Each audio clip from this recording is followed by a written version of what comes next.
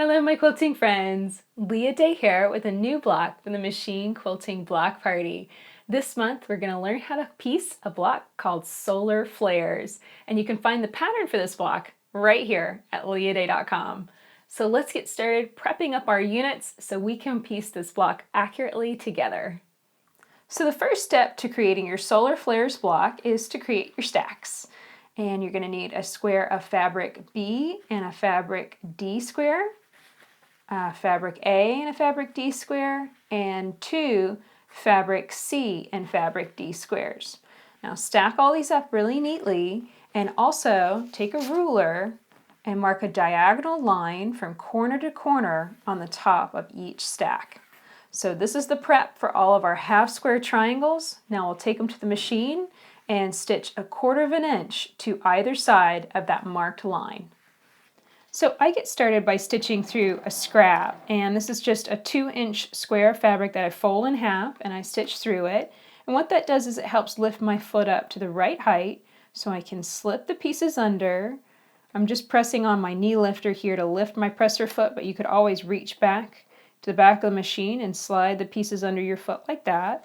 And I'm lining up the line marked on the top square with the edge of my presser foot. And this is a 1/4 inch presser foot, so that's going to give me a wonderful 1/4 inch seam allowance. That's the space between that marked line and my needle. So I can stitch all the way down knowing that I'm consistently 1/4 inch away from that center marked line. Once I stitch one, I go on ahead and get the next stack ready to go.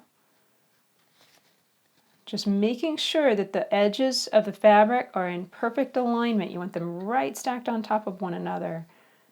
And slip it under the foot and start stitching. So you'll want to do this with all of the squares you've stacked together and marked to make many half square triangles.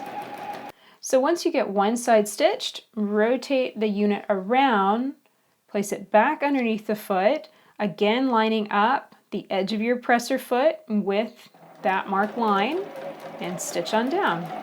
What this is doing is this is giving us a perfect 1/4 inch from either side of that center marked line.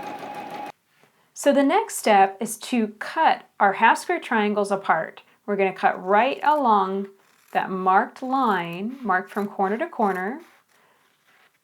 You just want to trim carefully as straight as possible. If you want to take this to your rotary cutter and mat, you can. I just grab scissors usually, and that's easy enough.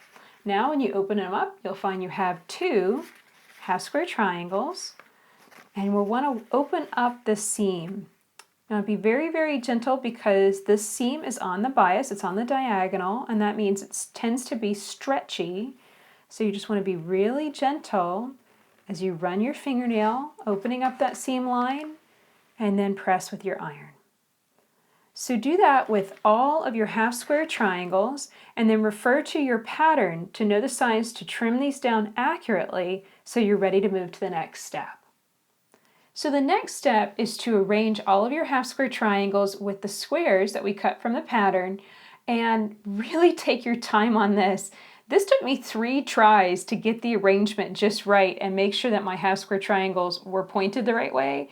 It is super easy to get them flipped up the wrong way or exchange them, all kinds of stuff. I was just making all kinds of mistakes. So watch out for that. Go on ahead and get them into the arrangement that they're supposed to be in, and then we're going to piece them together into rows. So what you want to do is take one piece and flip it over, and I like to pin perpendicular to the seam I'm going to stitch. Do the same thing for this one. That way I know which side I'm stitching and I don't get confused at the machine. Okay, so with both of these pinned, I know what's being stitched to what and how. I'm going to take it to the machine and get it together. So the pinning that I do on the block layout is really rough, and I always take that pin out and take a minute to get these pieces in proper alignment, making sure they're stacked right on top of one another with the edges right together. And then I'll slip them underneath the foot and stitch them together with a 1/4 inch seam allowance. And the same chain piecing method that we used for piecing the half square triangles can also work for piecing these units together as well, so that as soon as I stitch off one, I go on ahead and get the next one ready, and again I want to take a minute to line this up, making sure that top edge and the side are stacked right on top of one another. And with half square triangles, if your piece has a high square triangle in it, I always try and have the bulky seam allowance sliding first into the machine. And that way, all that bulk gets kind of tackled first, gets hit by the needle, and usually it doesn't cause any issues with your machine if you stitch it that way. I have found that when I put the big bulky seam at the bottom, it oftentimes will kind of push downward by the pressure of the foot and just distort ever so slightly. So that's a good tip. Once you get the two pieces stitched together, I just stitch right back onto a scrap, so that way my presser foot's ready to go for the next set of shapes. Now I'm going to try and put these back together again in the arrangement they were on the block layout. And again, this is a situation you might want to take it all the way back to the block layout and make sure that you're correct. But this is looking good. I know that this is the seam remaining to be stitched. So I'll flip it over. And again, take a second to line these up properly. And then slip them underneath the foot and stitch on down.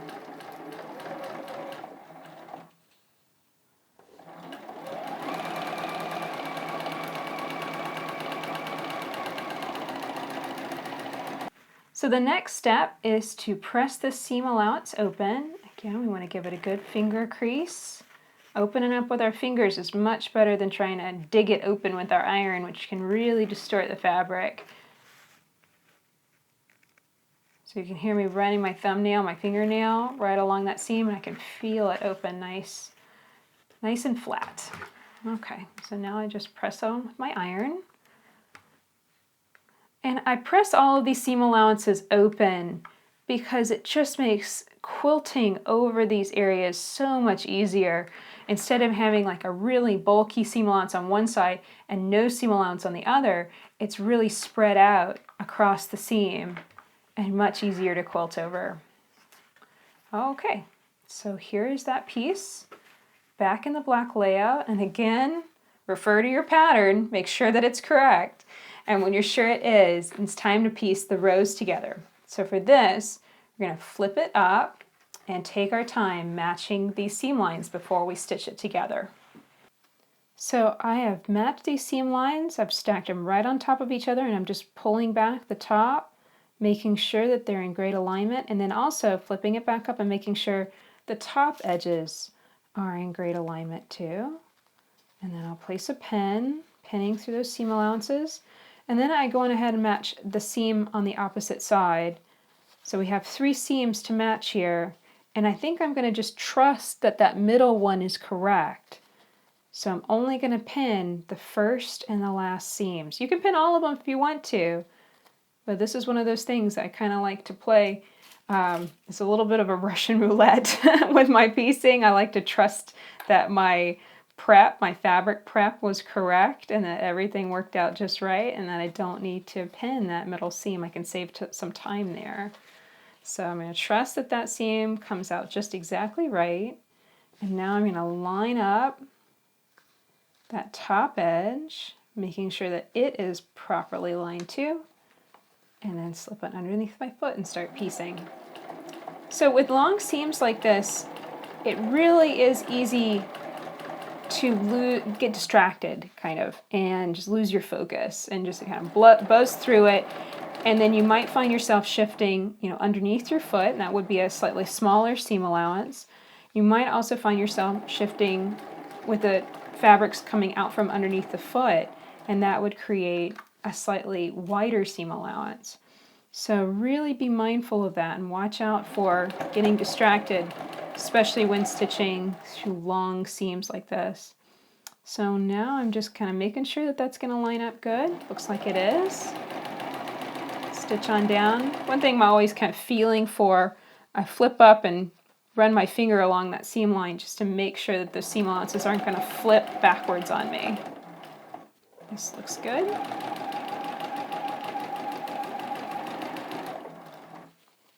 Okay, one last seam.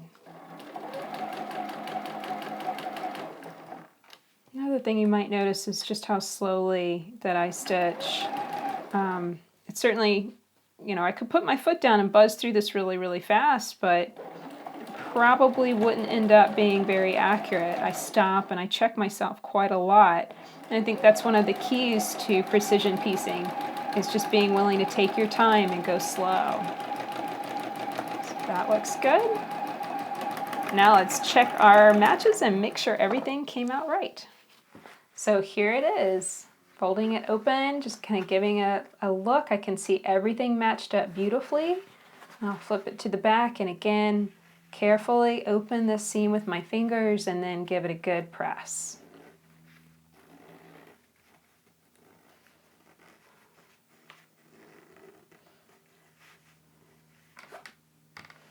And when pressing, you really want to press with your iron. Just put it straight down and don't wiggle it around.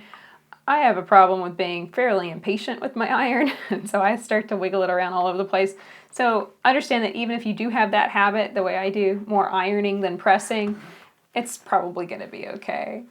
So there we go. We've got 1/2 of it stitched, and if I put it back in the black layout, you can see what this block is going to look like. There we go. And here's what it's going to look like when you finish your solar flare block.